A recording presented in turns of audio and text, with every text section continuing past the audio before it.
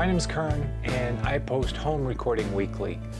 I like to use homerecordingweekly.com as a platform to share things that I'm learning, new software, new virtual instruments. I write and record my own music. I mix music for myself and other people. I do mastering. I do a lot of YouTube tutorials, and I have a podcast. Today, I am going to share some valuable information with you guys. This is information that I learned from someone else, Matt Weiss, and it completely changed how I use compression, limiting, expanders, gates, all of that. I asked Matt, I emailed Matt and said, can I have permission to use your name, the name of your video series, and some of the information that you share in that series in a YouTube video? And he gave me full permission. So YouTube, please let me put this video up. Matt Weiss made a series of videos called Mixing with Compression. It is for sale, and I highly recommend it. In fact, the link to my review to that series is in the description. If you're watching this on YouTube, the link is right there below this video. And you know what? It's worth your time to check out the review. It's well worth your time to pick up Mixing with Compression. Now, I need to slow down and not get into this yet, because first it's going to take some time to explain the things I need to explain to you. So if you don't have the time right now, that's cool. Don't watch this video, but please come back when you do have time, the time to give this video your attention and check it out. I'm not saying I'm smarter than everybody. What I am saying is Matt is, and I understand what he was saying, and I'm going to share it with you for free. So I think it's worth your time. If you're going to watch it right now, it's a long video. I think I haven't made it yet. Go get yourself a water. Go get yourself a coffee and come back and enjoy the video. Maybe take some notes. I know when I watched Mixing with Compression, I took a lot of notes. Okay, now that you know what it is I'm pitching you, a video series, a YouTube video that is going to blow your mind. It's going to change how you use compression and other dynamic altering tools like limiting, gating, and expanders, things like that. It's going to blow your mind, and my aim is to give you the confidence that I gained from watching Mixing with Compression. So who's this for? This is for people that use compression on every track, almost every track, because they think they have to. You know, that's the way I used to do it. I used to think I have to drop an EQ on this track. I have to drop a compressor on this track. Maybe you set it up the same way every time, close to the same way. If you use compression because you think you have to, because the big guys do it, so you know you have to do it, but you don't really know what everything does, maybe you don't have the confidence you want, this video is going to help you a lot. If you're new to compression, if you're new to recording and mixing, this video might help you a ton. It might be a little deep, but come back and watch it again when you have a little bit more understanding. If you are in live sound in any kind of way, this is going to help you a lot. If you listen to a sound, maybe a track, in your mind, and you can't visualize it and understand why you want to use compression on it. For example, I can now hear a sound and say, I'm going to leave it alone, that's great, or I'm going to use compression, gating, limiting, whatever, expanders, transient designers on this sound to achieve this goal. That's what I'm going to try to explain to you guys, how I got to that level thanks to Matt. Matt Weiss is a mixing ninja. He's a genius, and the stuff that he shares is fantastic, and I'm just going to touch the surface. He gives all kinds of audio clips before and afters, lots of great images, and he uses all kinds of different compressors, and he explains why in the multi-video series that is Mixing with Compression. It's fantastic. Also, I want to mention that we're going to be talking about the parts of a sound that make up a sound. If you're unaware, the four parts, if you ever played with an old synthesizer, maybe an envelope filter, there's the four sliders that change how a sound, and there's triangle waves and saw waves and sine waves and things, and you can alter them using ADSR. That's attack, the decay, the sustain, and the release of a sound, right? Maybe you guys have seen those on a virtual instrument synthesizer or an old school synthesizer. I'm going to be taking those four parts that make up a sound. I'm going to break out the whiteboard. I'm just going to tell you right now, it's going to be me talking the whole way through it. Again, it's a long video, a lot to cover, and I'm going to be drawing with a marker. So we're going to have some fun. I hope I can explain everything that I want to share with you guys, and we're going to have some fun. And hopefully, when it comes time for you to mix your next song, you'll have a little bit more confidence. The confidence that I've gained makes me so excited to share this stuff with you. I've been wanting to make this video for quite a while, and I've actually been nervous that I can't give you the information in a flowing manner because I get nervous, and I'm not a teacher. Matt Weiss is a great teacher. He's been teaching people for a long, long time, and he's gifted, and I'm not. So forgive me if I get off topic, if I stray too long and take up too much of your time. So this will end the opening part of this video. I'm going to take up a lot of your time. I've explained who's it for. One last little thing. It'll help at certain times if you can think in opposites. And I'll tell you when to think this way, and I'll give you examples when the time comes. Here's an example of what I mean by thinking in opposites. If I'm mixing a multi-track session and I turn the bass track down 2 decibels, if you think about it in opposites, I turned every other track up in the mix 2 decibels. That's what I mean by thinking in opposites. It's the only way I can explain this stuff is we come to certain parts where I'm going to say, now the opposite of what I'm talking about is this. And it will make sense, I hope, to you the way that it does with me when that time comes. So let's get to the next part in this video where I'll start drawing and explaining things the best that I can. And you know what? Thanks for watching. Again, my name is Kern, and I post home recording weekly. And check out Matt Weiss's Mixing with Compression. The link is right down below. Right, as promised, the cheap Staples whiteboard. So I don't have the digital technology to make this stuff fancy. You're gonna have to sit through this, and I am not a teacher. I don't play, it's my sincere apologies. It's the information I want to get out to you guys. Matt does such a fantastic job of this stuff, and he uses all of the tools that we're going to talk about. So let's say, what is sound? Well, sound travels on waves from the source of the sound all the way to our ears. Now, a lot of times in terms of using compression, we're not mixing what looks like sound waves as in one big wave. We have pieces of a sound wave. Let's say here is our 0.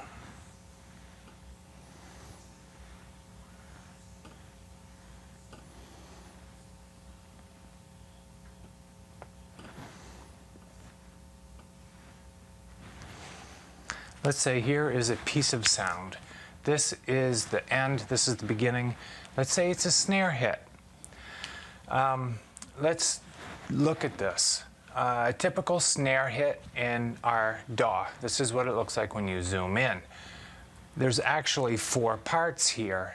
Getting back to our synthesizer, we actually have an attack, a decay, a sustain, and a release. What is that? Compared to our snare. When that stick hits the skin on that snare, that initial thwack, the volume goes from literally nothing up to this high point here. And let's just put it here, put it here. This slope from 0 to the loudest part of our snare is the attack. Now, it goes down from the loudest part a little bit, and that is our decay. Now, I stopped it here because this sound sample actually levels out through here. It remains pretty much constant, and it's the longest part of this particular sound. It is our sustain. This is the body of our snare, the wood, you know, the ringing of the snare per se. And then down here, from the end of the sustain to 0 is our release. Now, the attack and the release are very small amounts of time, as are all of these. However, the attack and the release are very small. So let's look at this for a minute.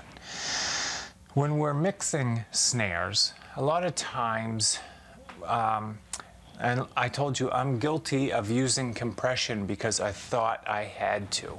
I know all of the good mixing engineers use it from time to time, therefore I needed to use it. And I fudged with the controls of a compressor until I thought it sounded better, whatever better is. What controls am I talking about on a compressor? Well, we also have an attack knob. We have a release knob. We have a ratio, a compression ratio knob. That's the 3-to-1, 4-to-1, 5-to-1, whatever. And most importantly, in a lot of cases, is the makeup gain. We're going to come back to that. This is our compressor settings, our limiter settings, our transient designer settings, our expander settings, whatever. Let's get back to our snare example. Let's say we would like this snare to have less body, more attack. Again, you got to think in opposites.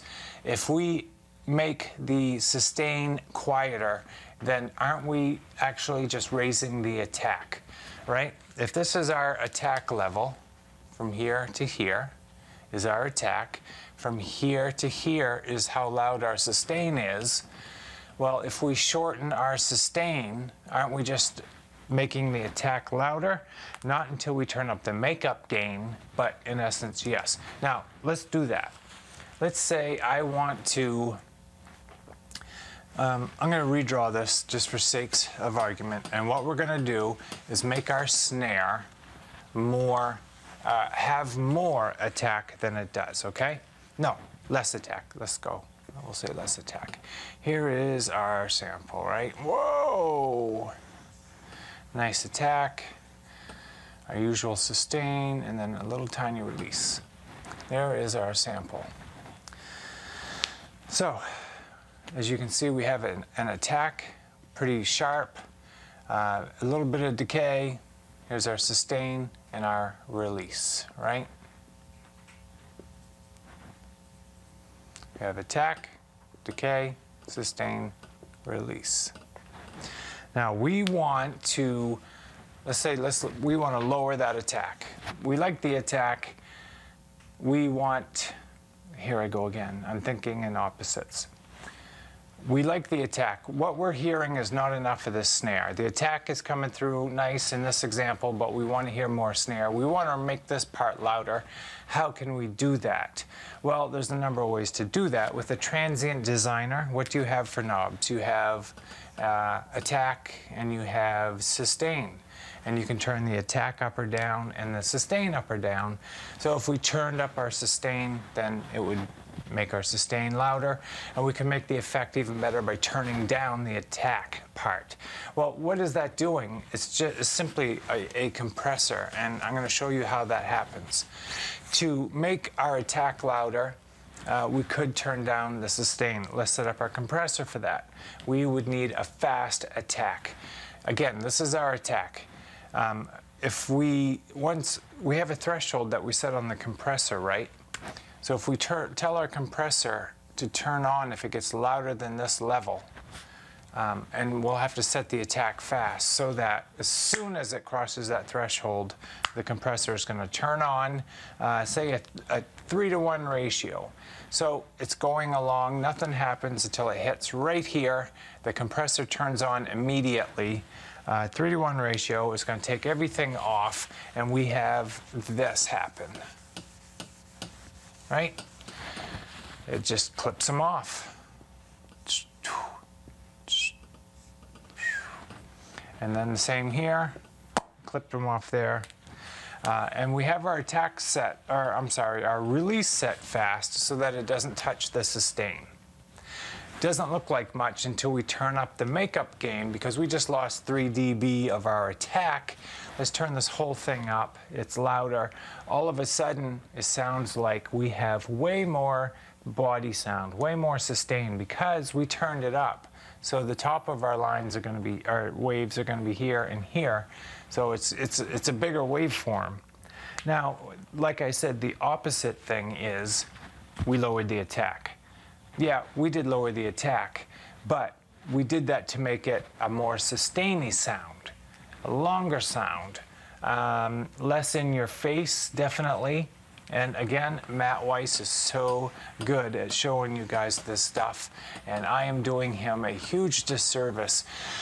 What I want to do is let you know what is possible. I want you guys to hear a sound, a sample, and be able to visualize it in your mind and say, I like it just the way it is, or I want to alter it using a compressor by doing this. I couldn't do that before, and after watching Matt talk about this stuff, I could do it. Now, I'm going to draw another sample here, and maybe this will help. This is a bass. The bass has a compressor. Let's say it's a heavy compressed bass. Maybe he's using a pedal. I don't know, but he goes up like this, and that bass rides doom the whole time, and then release out. So what do we have? We have an attack, but it's just to here, right?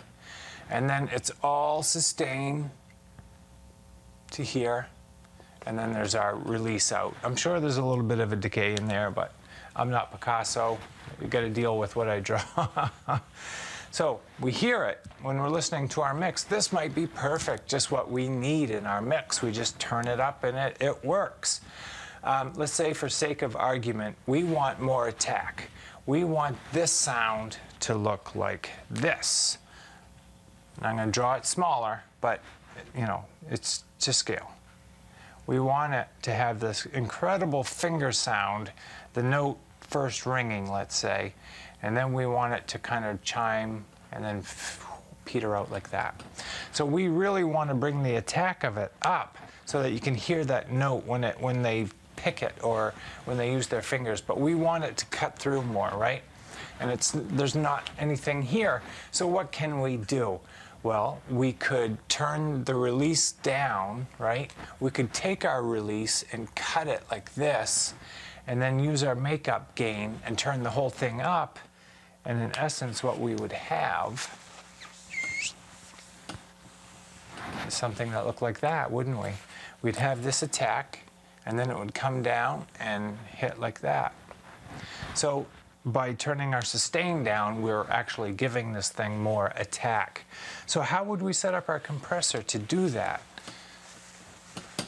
Well, if we had, I'm going to draw that sample back in. Say our sample looks like this. It goes up, and then it doesn't go past there, right? Let's just say this is our sample. If we told our compressor, if we slowed our attack down and let this attack through till, say, here, and then we said we want to turn on, I'm going to use red. Let's say we use a slow attack, and here's our threshold, right? Say right there. Slow attack, so it doesn't turn on until this part of our wave. And then when it turns on, we set it to a 3-to-1 ratio with a slow release. So when our compressor turns on, it's going to clamp all of this down for the whole signal, right? It's going to make it that much quieter. And that's how we set up our compressor. Slow attack, long release, 3-to-1 ratio. Well, it's going to do just what we ask it to, I should hope, and it's going to turn our waveform that was all one sustaining note. It's going to turn it into what looks like there's an attack, and then it doesn't go above here the whole way. So suddenly, thinking in reverse, by squashing the sustain, we've increased our attack. Now, that's not very, we haven't done the whole thing. Usually what is the icing on the cake is when we turn up our makeup gain on our compressor, because it takes these peaks, depending on how loud we turn up our compressor, and let's say it makes it this loud, well then everything is that much louder and more pronounced. It is more of an effect when you bring in the makeup gain. The attack would be more louder and the sustain would be louder, but definitely more pronounced.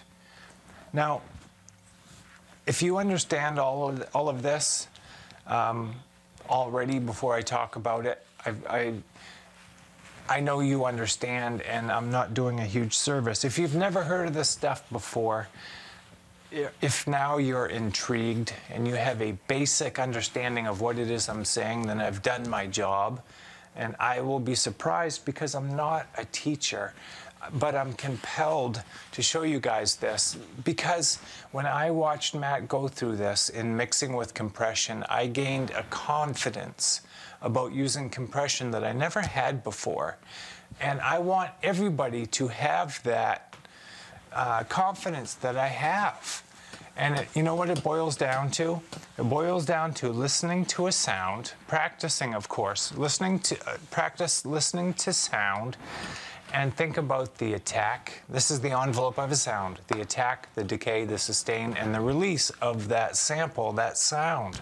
Whether it's a snare or a vocal, whatever it is, listen to it and mind map it. Think roughly what it looks like. Maybe look at it in your DAW to double check, and then ask yourself, does that sample sound the way you want it to? When you increase the attack of a sound, it cuts through the mix and gets your attention fast. The sustain does not. The sustain can get in your way a lot of times. Like, think of a ringing tom. You want that attack to come through and slap you in the face, and then you want the rest of that tom to get right out of the way because those frequencies are being used by other parts of your mix. Sometimes you want your bass just to be riding in it like a ballad. You don't want attack. You want to lose the attack and bring up the sustain and let that note ring all the way through, especially if that bass has a lot of, is carrying the song. The parts of your compressors and limiters and gates and expanders and transient designers that are so important are your attack. Do you want a fast attack? Do you want to let that attack through, or do you want to cut that attack down? Your release, how long do you want to hang on? How long do you want that compressor to work? Your ratio, how much decibel, how much 3-to-1, 2-to-1 do you want that to be altered? And of course, makeup gain, how loud do you want it after you've altered it? These things all work in conjunction with your attack, your decay, your sustain, and your release, and it is all so important. And again, I'm scratching the surface and I'm not a teacher. Matt Weiss takes you through so many examples. He starts with white noise, and at first it didn't do anything for me. It was all the same white noise he was playing. I didn't understand it. After I watched Mixing with Compression, I went back and watched it again, and it makes beautiful sense. I understood it. And I believe you will too. It is so worth, so worth the investment. If you want to use compression with a goal in mind, with a confident idea of what you want to do, and then have a good outcome, achieve exactly what you set out to do. Never question again, should I use a compressor on this track? I don't know. That's how I used to mix. Like I said, I brought in a compressor because I thought I should. No other reason for most of the time. And now I know. Either I'm going to leave that sample alone, it's perfect, or yeah, I'm going to compress it, I'm going to expand it, I'm going to limit. Gating is a whole nother thing altogether. Transient designers are fantastic. I have one I'm looking at now from Softtube. It basically is a way to achieve all of the stuff I was telling you with just a couple of knobs. Really cool transient designer Softtube has. I'm going to be making a video on that very soon. Again, a link to my review for mixing with compression. If you're watching this on YouTube, it's down below in the description. That link will take you over. There's screenshots, a ton more information. I break down every video in the video series for you. And I give away a free ebook. It explains how I built acoustic room treatment, broadband absorption panels, and bass traps for my mixing environment. I show you with pictures and images to the products I used. You can have it for free. Just head over to homerecordingweekly.com. All the information is right there on the initial splash page. Thanks for your time, and I hope this intrigued you. I hope maybe it got you thinking, it got you intrigued, because if so, you're well on your way to yielding a compressor, a limiter, a transient designer like a pro. And that's what I want. I want you guys to be as confident as you can be when you're doing that stuff. Thanks for your time, guys.